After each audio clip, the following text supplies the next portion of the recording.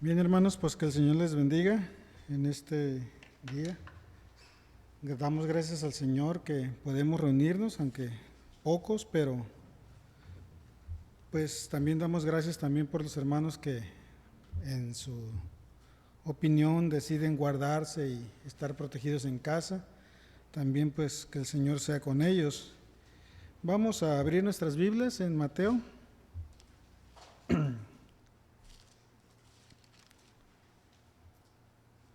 Mateo capítulo 11, versículos del 20 al 24.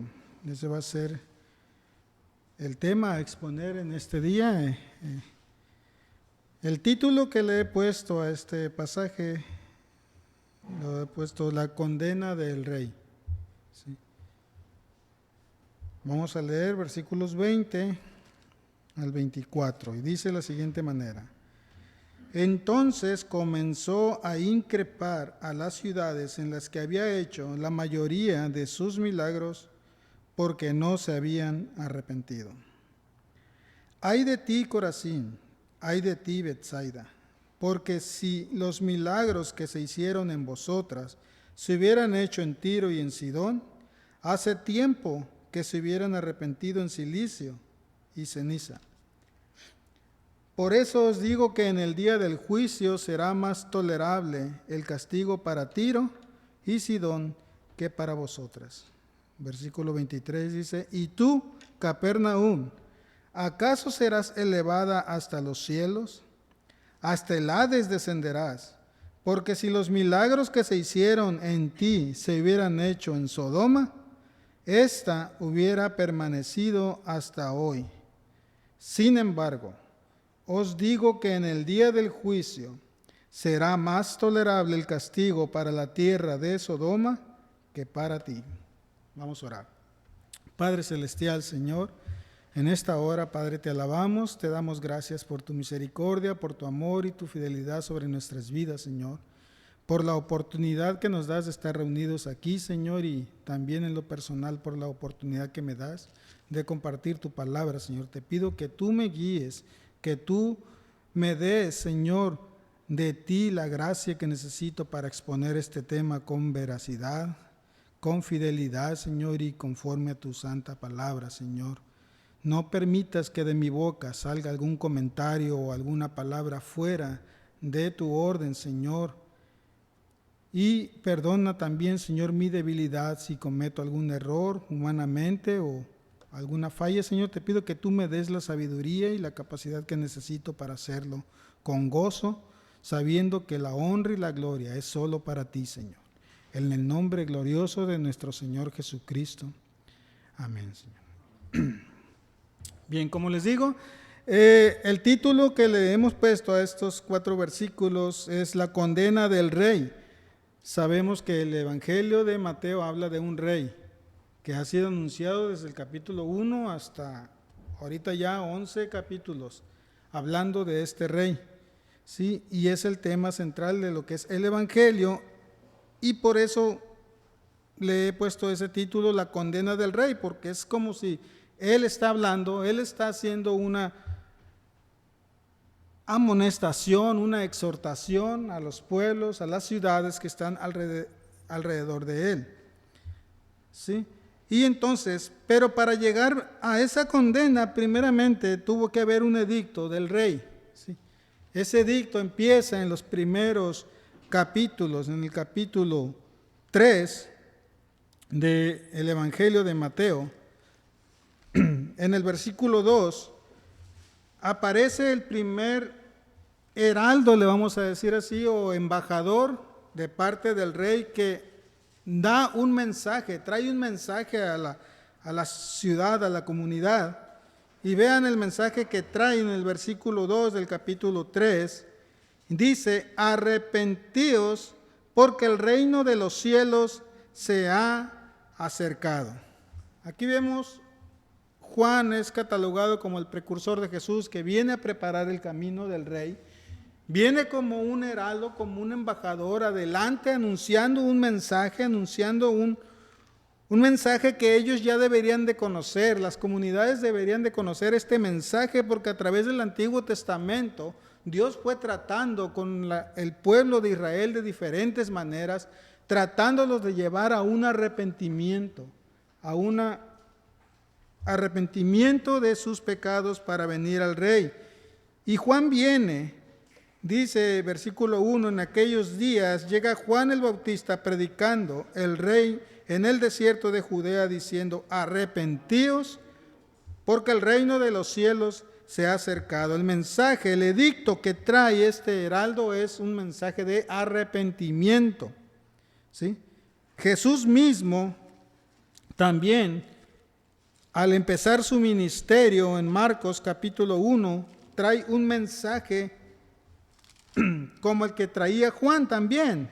En el capítulo 1 de Marcos, en el versículo 15, dice, y diciendo, 14 dice: después que Juan había sido encarcelado, Jesús vino a Galilea proclamando el evangelio de Dios y diciendo: el tiempo se ha cumplido y el reino de Dios se ha acercado. Arrepentíos y creer en el evangelio. Si Juan trae el mensaje, arrepentidos. Jesús trae el mensaje, y una vez más, arrepentidos. Y ahí empieza ya el Rey expresando su mensaje a la comunidad.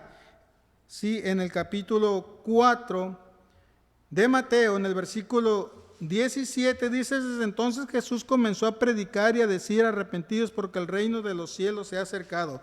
Ahí Jesús inicia su ministerio. Ahí Jesús inicia el trabajo que Él trae de expandir el evangelio primeramente a la nación de Israel, ¿sí? Y Él empieza anunciando con palabras y demostrando con evidencias lo que es el reino de los cielos, pero el mensaje central es arrepentidos.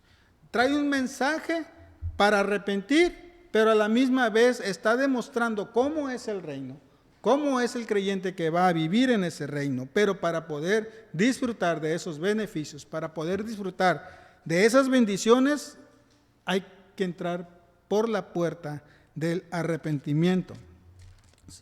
Por la necesidad de expandir el evangelio a más personas, a más ciudades, a más aldeas, y sabiendo Jesús que su tiempo no es muy largo aquí en la tierra, que Él viene por un periodo de tiempo, en el capítulo 10, Él empieza a instruir también a un grupo de varones llamados los discípulos, empieza a dar una instrucción para ellos, y el mensaje que ellos van a dar es el mismo mensaje que Juan predicó, el mismo mensaje que Jesús predicó. También ellos son instruidos para llevar el mismo mensaje. Y vamos a ver ahí en Marcos capítulo 6, versículo 12.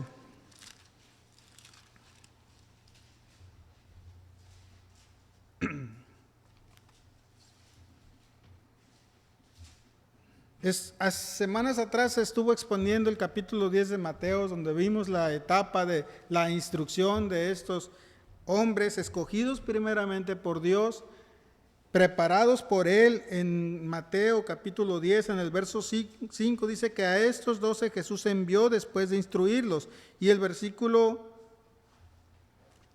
12 del capítulo 6 de Marcos dice: y saliendo, dice, predicaban que todos se arrepintieran.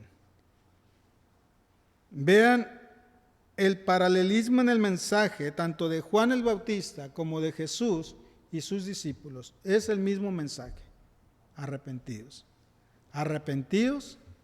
Y eso nos lleva también a nosotros a entrar en esa misma etapa, porque ese mensaje no quedó cerrado ahí. En 2 de Pedro capítulo 3, versículo 9,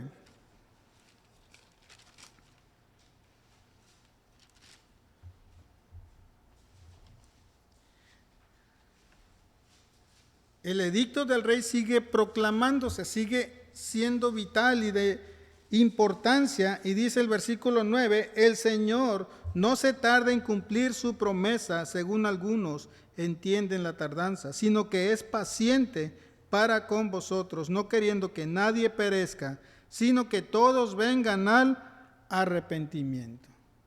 Entonces, viendo ya el mensaje tanto de Juan, Jesús, los discípulos, y luego ya los discípulos como apóstoles de manera general y abierta para toda comunidad, de que este edicto está vigente hasta el día de hoy para todo ser humano, debe ir al arrepentimiento, ¿sí? Pero vemos también que ese edicto que el rey tiene, que es arrepentimiento, tiene también una demanda de ese edicto. Él demanda algo. Él quiere una evidencia de una señal, de un arrepentimiento. Y Juan el Bautista lo explica en el capítulo 3 de Mateo. Después de que él inicia predicando, no sé por cuánto tiempo, él inicia su ministerio y empieza a predicar el mensaje de arrepentimiento. Pero vean desde el versículo 5 en adelante, dice: acudía entonces a él Jerusalén, toda Judea y toda la región alrededor del Jordán, y confesando sus pecados, eran bautizados por él en el río Jordán. ¿Sí? Pero cuando vio que muchos de los fariseos y saduceos venían para el bautismo, les dijo: camada de víboras, ¿quién os enseñó a huir de la ira venidera? Versículo 8 dice: por tanto, dad frutos dignos de arrepentimiento. El mensaje es de manera general en ese tiempo al pueblo de Israel, y dice que viene toda la comunidad, pero entre esa comunidad vienen los religiosos, las personas que deberían conocer la ley y deberían saber también de que el rey vendría. Y dice que venían y confesaban sus pecados, y esa es una pregunta lógica. O sea, toda persona que viene arrepentimiento confiesa sus pecados. Pero la diferencia que hay entonces, lo que está marcando aquí Juan el Bautista, es que muchas personas en su confesar de pecado caen en una trampa que se llama hipocresía.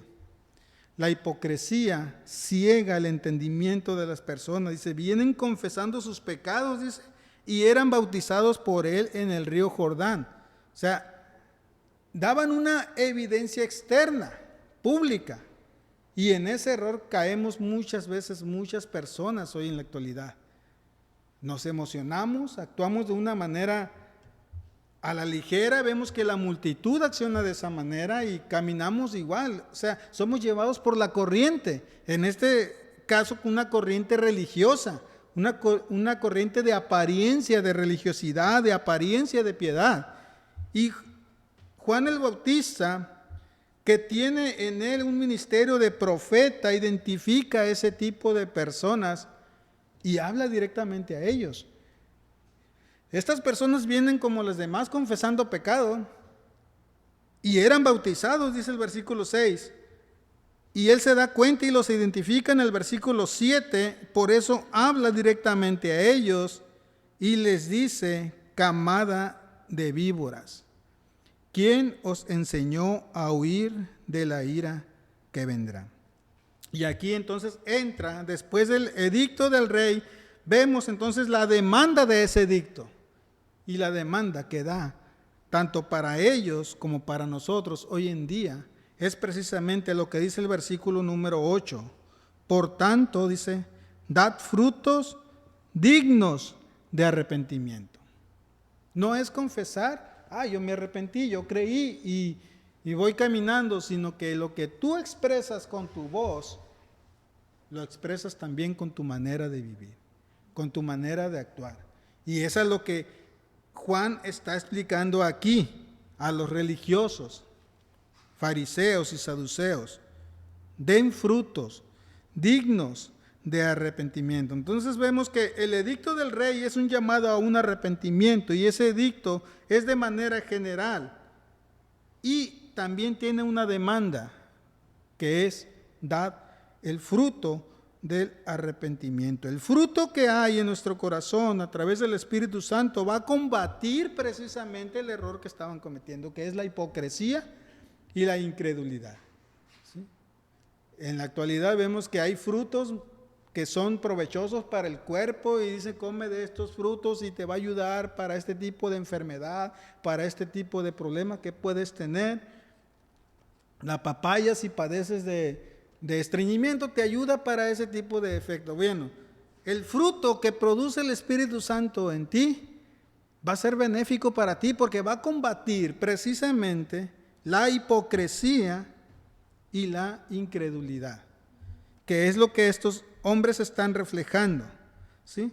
Por eso el edicto que estamos viendo en este capítulo 11, en el versículo 20, Jesús empieza con estas palabras: entonces comenzó, dice, a increpar. La palabra comenzó nos lleva a que hay una relación con el pasaje anterior, ¿sí? Hay una relación con los versículos anteriores al versículo 20, en el cual pues el capítulo 11 está hablando de una oposición política, y del versículo 20 al 30 habla de una oposición social. Por eso habla de la relación de las ciudades, y en esa oposición vemos cómo hay algo que sucede con Juan el Bautista, ¿sí?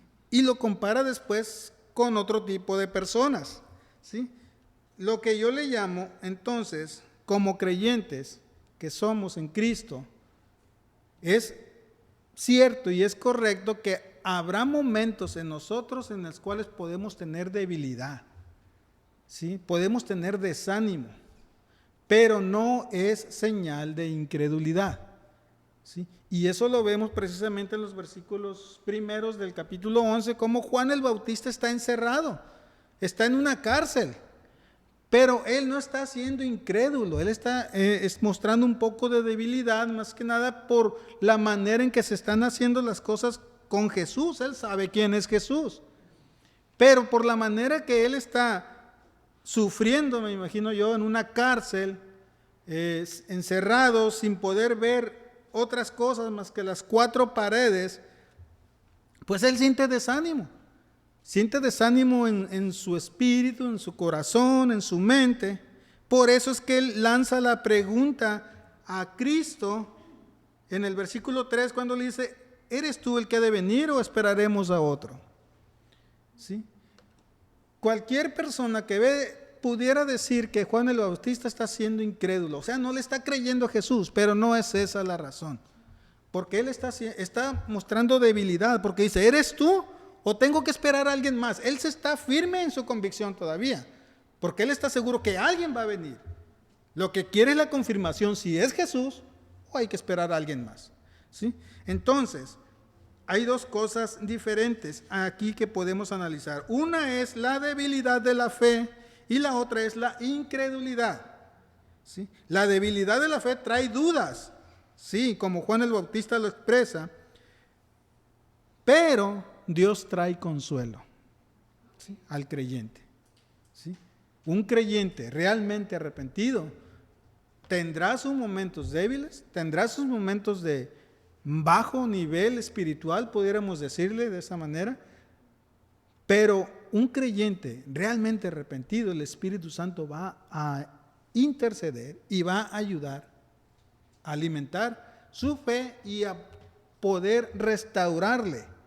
Cosa contraria con el incrédulo. El incrédulo no cree en Jesús, no espera en Jesús, no reconoce a Jesús como Rey, como Señor y como Salvador. Al contrario, rehúsa aceptarlo. Vamos a ver en Juan capítulo 3, versículo 36. Sí, Juan 3, 36. Dice: el que cree en el Hijo tiene vida eterna, pero el que no obedece al Hijo no verá la vida, sino que la ira de Dios permanece sobre él. Y hay gente en esas circunstancias, no creen, no aceptan al Hijo. Por lo tanto, están en la condena del Rey. El Rey va a actuar, y dice el versículo 36, va a descargar su ira sobre ellos. Y de aquí en adelante, los capítulos 11, 12 y 13 marcan un cambio en el tipo de mensaje de Jesús hacia los pueblos. Dio oportunidad en los primeros 10 capítulos de hablar del Evangelio de manera abierta, pero del capítulo 11, 12 y 13 va a marcar un cambio en su mensaje, ¿sí? Y lo podemos observar precisamente en el capítulo 13, cuando le hacen la pregunta, en el capítulo 13, versículo 10, dice, y acercándose los discípulos le dijeron, ¿por qué les hablas en parábolas? De aquí en adelante van a empezar las parábolas de Jesús, que son los ejemplos del reino, la manera de conocer el reino. Y los discípulos preguntan, oye, venías hablando muy bien. Pudiéramos decir 10 capítulos hablando abiertamente, claramente, de manera centrada en el Evangelio, dice, pero de repente empieza a cambiar su mensaje y empieza a seguir hablando abiertamente, pero ahora por parábolas. Ahora por parábolas. Y el Señor les responde, el versículo 11, les dijo, porque a vosotros se os ha concedido conocer los misterios del reino de los cielos, pero a ellos no se les ha concedido. Aquí ya va marcando una diferencia de dos tipos de personas.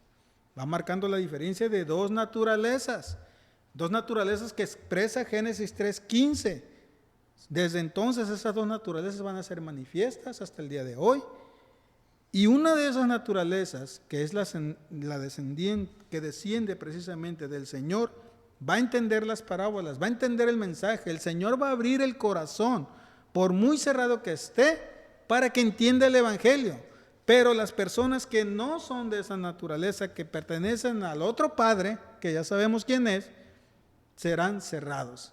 Serán totalmente cerrados y totalmente opuestos. Por eso los capítulos 11 y 12 son conocidos como la oposición.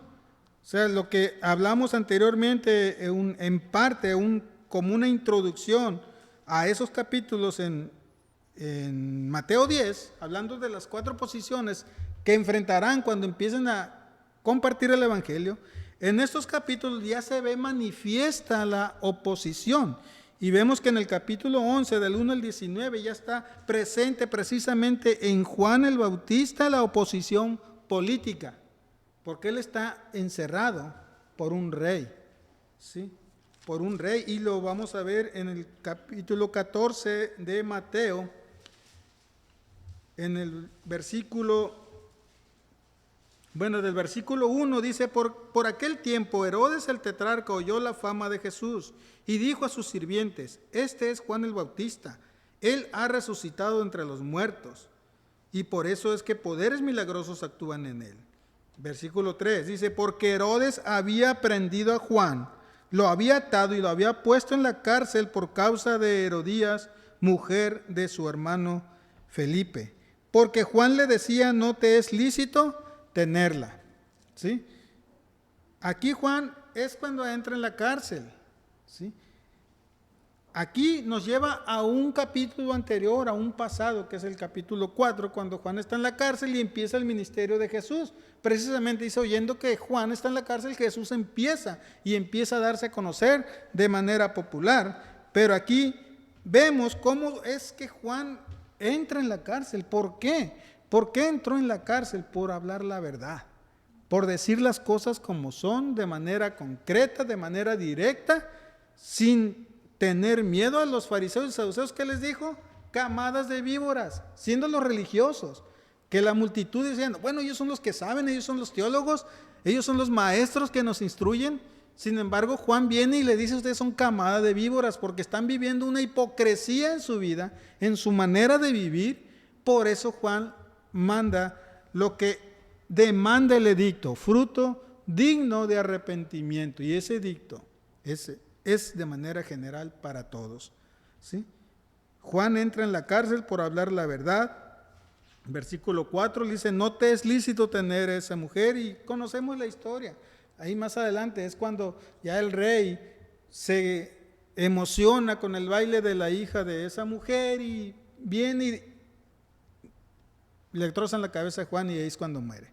¿Sí? Empieza la oposición política reflejada aquí en Juan el Bautista, y ahora vemos la oposición social, ahora en Jesús reclamando. Dice, entonces comenzó a increpar a las ciudades. La palabra increpar, yo uso versión de las Américas, discúlpenme, pero da la idea de amonestar, de llamar la atención, de reconvenir, dice la Reina Valera o algo así, pero da la idea de que te está diciendo, oye, He estado por meses predicando el Evangelio de manera clara para que tú le entiendas y demostrándola con evidencias visibles, palpables, para que también digas, bueno, es la verdad. Sin embargo, el Señor dice aquí, Él comienza a amonestarles a las ciudades, dice, en las que había hecho la mayoría de sus milagros, y vean la demanda que les hace, porque no se han arrepentido.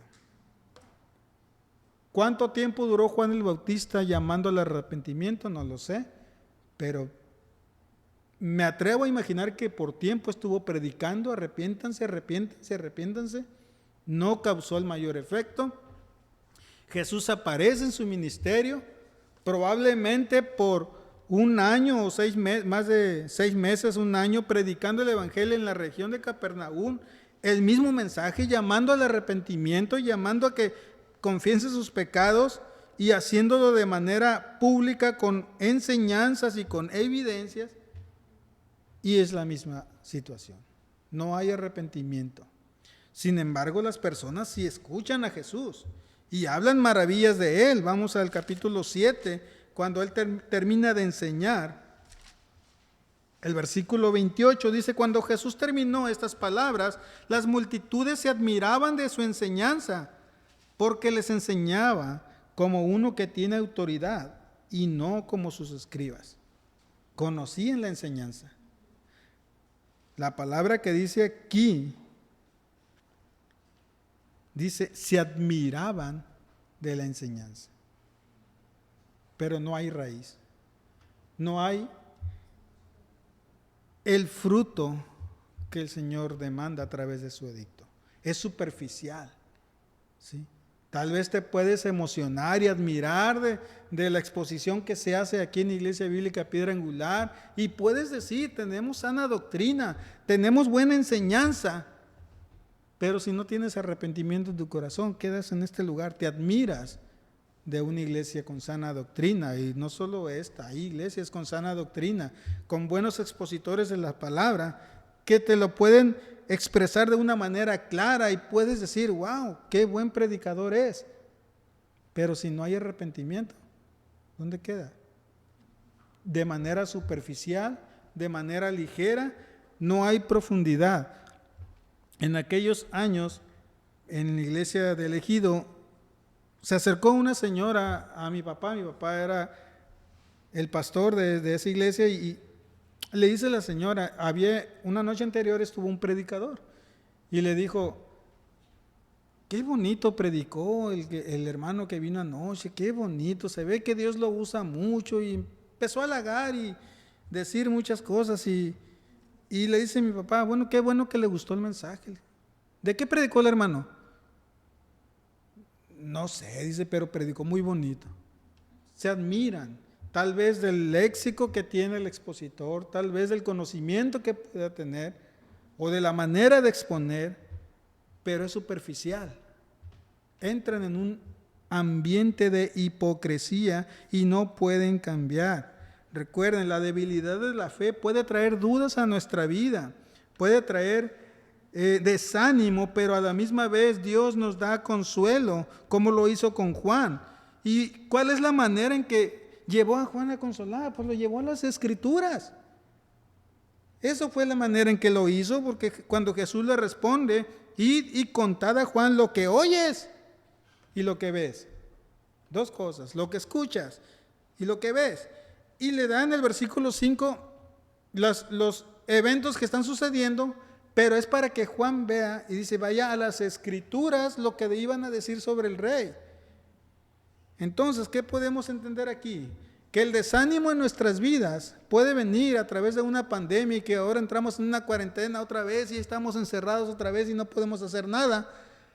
Pero el Señor nos dice, ve a las Escrituras y encuentra el consuelo que ocupas para ti. Encuentra ese ánimo, esa restauración a tu fe, para que tu fe siga vigente hasta el día de hoy. Entonces, Juan expresa el edicto del rey llamando a un arrepentimiento, a lo mismo que Jesús y a lo mismo que los discípulos, Y ese edicto demanda un fruto digno de arrepentimiento. Y vamos a ver Efesios capítulo 4, verso 22.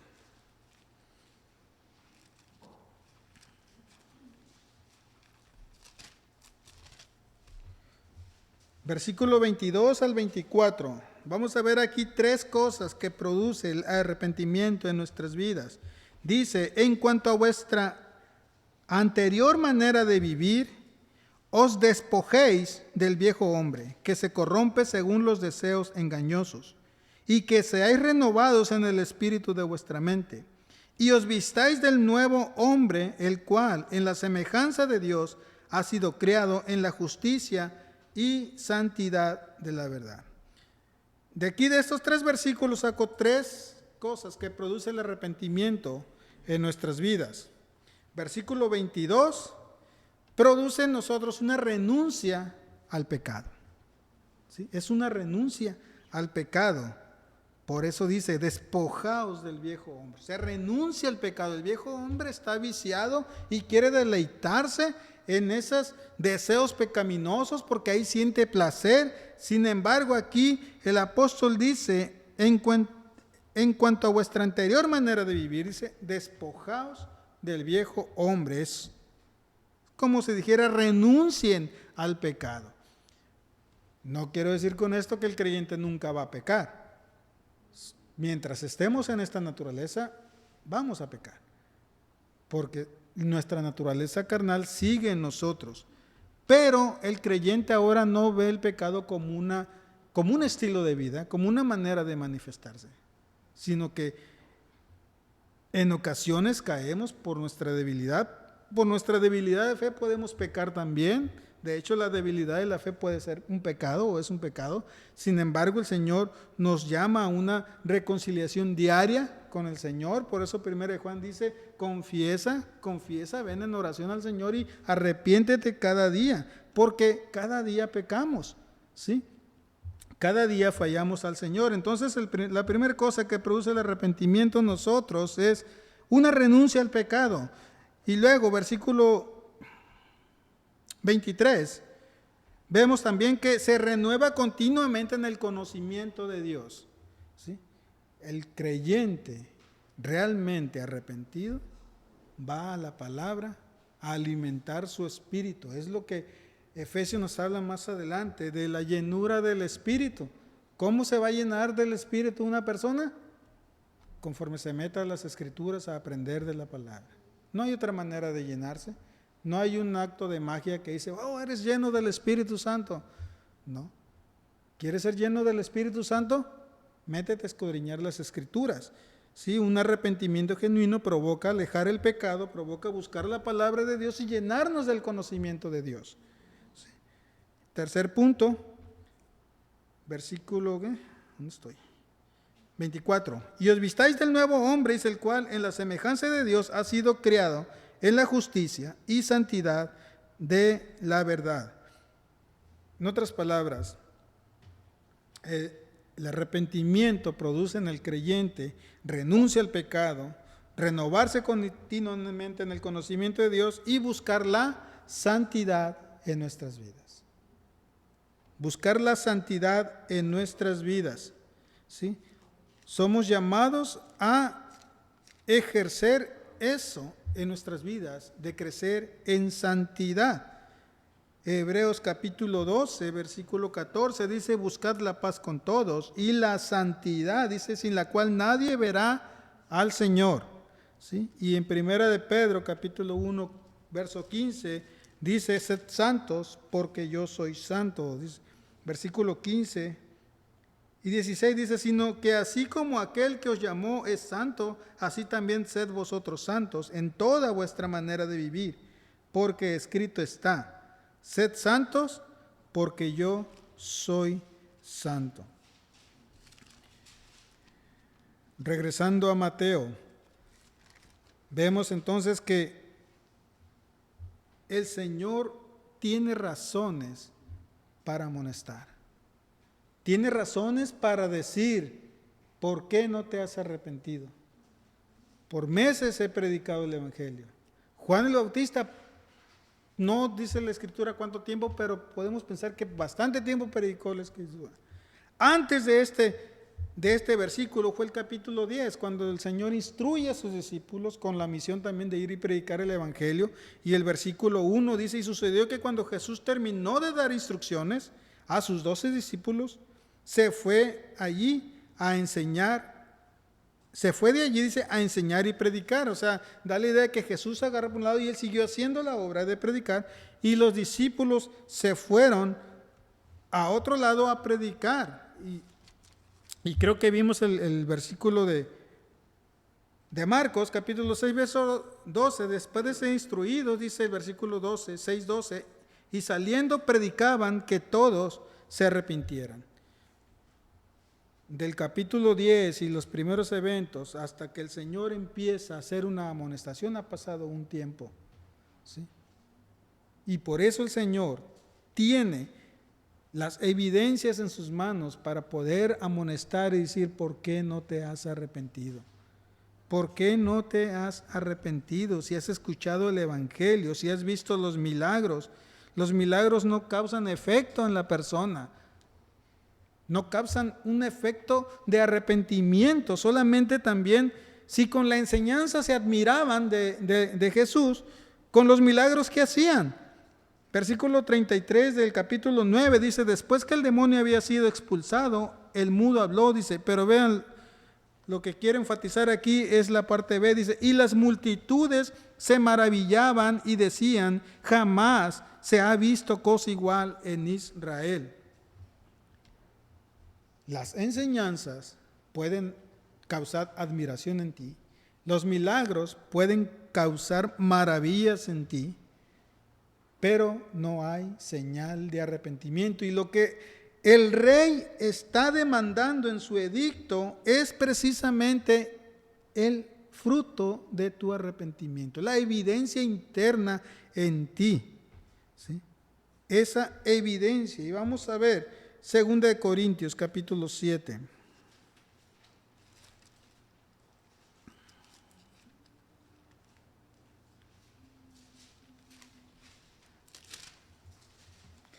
Versículo 9 al 11. Dice, pero ahora me regocijo no de que fuisteis entristecidos, sino de que fuisteis entristecidos para arrepentimiento, porque fuisteis entristecidos conforme a la voluntad de Dios, para que no sufrieras pérdida alguna de parte nuestra, porque la tristeza es conforme a la voluntad de Dios.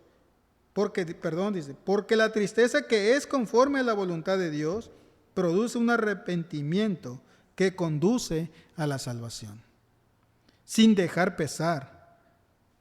Pero la tristeza del mundo produce muerte. Y ahí podemos también interpretar nosotros, si la que conduce a salvación, la tristeza que conduce a salvación en arrepentimiento, no deja pesar, entonces la tristeza que el mundo produce y que causa muerte sí deja pesar en tu vida. Y aquí podemos nosotros sacar entonces la diferencia que hay entre una persona que es arrepentida y la que no. Y hay una palabra que muchos pudieran confundirse, es el remordimiento. Y remordimiento no es arrepentimiento. Precisamente, el remordimiento sería entonces la tristeza que el mundo produce y que causa pesar. Por remordimiento tú puedes sentir dolor, puedes hasta sufrir por las consecuencias, pero el arrepentimiento produce un cambio en ti, un cambio, un giro total. Una persona que llega a un remordimiento no cambia, se duele, se pesa, sí, y sufre, pero sigue en su caminar. El arrepentimiento deja, por eso las 3 señales que vimos anterior, renuncia al pecado, es un cambio total, se renueva ahora con la palabra de Dios y busca la santidad. El remordimiento no renuncia al pecado, lo apacigua, lo calma por un tiempo. Puedes durar tal vez días o meses calmando y da la apariencia de que estás mortificando el pecado, pero no, lo estás apaciguando, porque tarde o temprano, si no hay un arrepentimiento y un dejar total del pecado, va a venir otra vez y va a causar más estragos en ti, ¿sí? va a causar más estragos en ti. Entonces el remordimiento no causa, como dice aquí, dice causa pesar, tristeza, y al final produce la muerte, una muerte. Y esa muerte es vital, es eterna, porque produce una muerte eterna, una separación total de Dios. Y un arrepentimiento es vital para tu vida porque también te trae vida eterna, seguridad con Dios. ¿Sí? Entonces, el Señor tiene bien claro lo que está diciendo. Dice, entonces comenzó voy a usar la palabra amonestar porque tal vez increpar no lo entiendan mucho. Y dice, a las ciudades en las que había hecho la mayoría de sus milagros. Recordemos que capítulo 8 y 9 de Mateo habla de una gran cantidad de milagros que el Señor estuvo haciendo. Capítulos 5, 6 y 7 habla de enseñanzas que el Señor estuvo compartiendo. Pero la demanda que este rey da aquí dice, al final del verso 20, la razón es porque no se han arrepentido. Como les dije, 10 capítulos de Mateo, el Evangelio es abierto, es general para todos y no dio oportunidad, o sea, no hubo arrepentimiento en sus vidas. El Señor sabe eso, lo conoce perfectamente. Durante largos años trató con la nación de Israel y sabía de qué corazón eran, pero es para demostrar también que un arrepentimiento verdadero viene de parte de Dios. Dios tiene que obrar en nuestras vidas. Dios tiene que obrar en nuestro corazón. Dios tiene que transformar. Entonces las personas se escucharon, se admiraron, se maravillaron, pero no hubo cambio en sus vidas. Por eso el versículo 16 del capítulo 11 habla el Señor Jesucristo y dice, pero ¿con qué compararé a esta generación? Dice. Es semejante a los muchachos que se sientan en las plazas y dan voces a los otros. Y aquí vemos los dos evangelistas que Israel tuvo oportunidad de conocer. Primero Juan el Bautista, ¿sí? Y él habla precisamente del Señor Jesucristo hablando. Dice, vino Juan, no comía ni bebía. ¿Y qué dijeron de él? Tiene un demonio.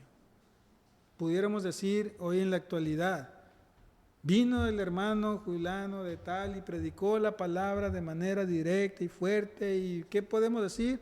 Ay, el hermano es un legalista. Es muy legalista el hermano. ¿Sí?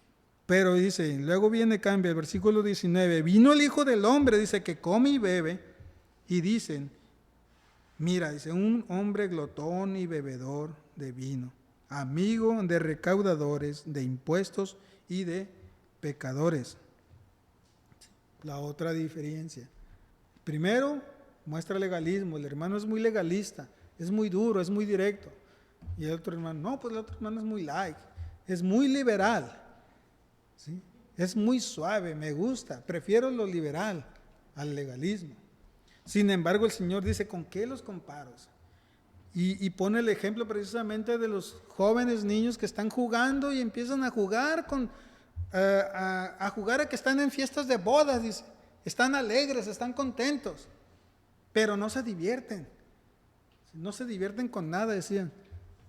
Pero también pone el otro ejemplo, y si los otros te están jugando al funeral, al fúnebre, y ponen música fúnebre para que llores y tampoco lloras.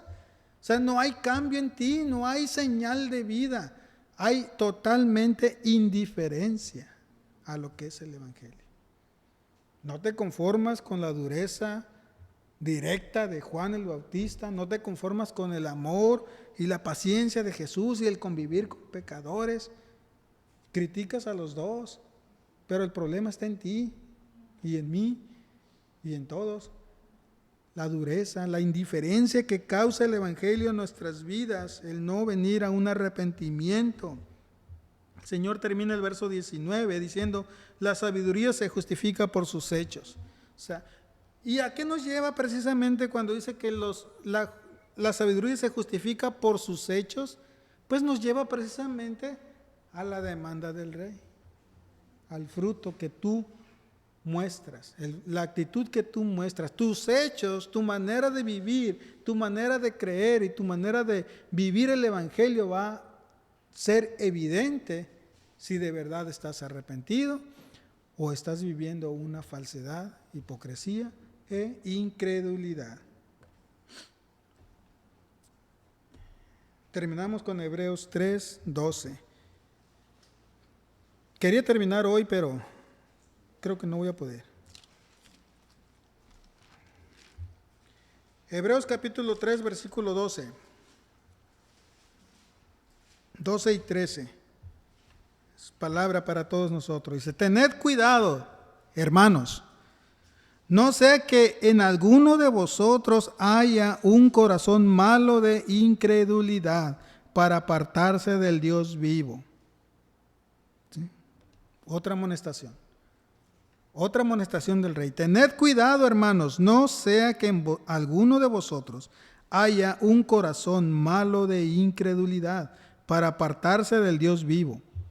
Antes, dice, exhortaos los unos a los otros cada día, mientras todavía se dice hoy, no sea que alguno de vosotros sea endurecido por el engaño del pecado.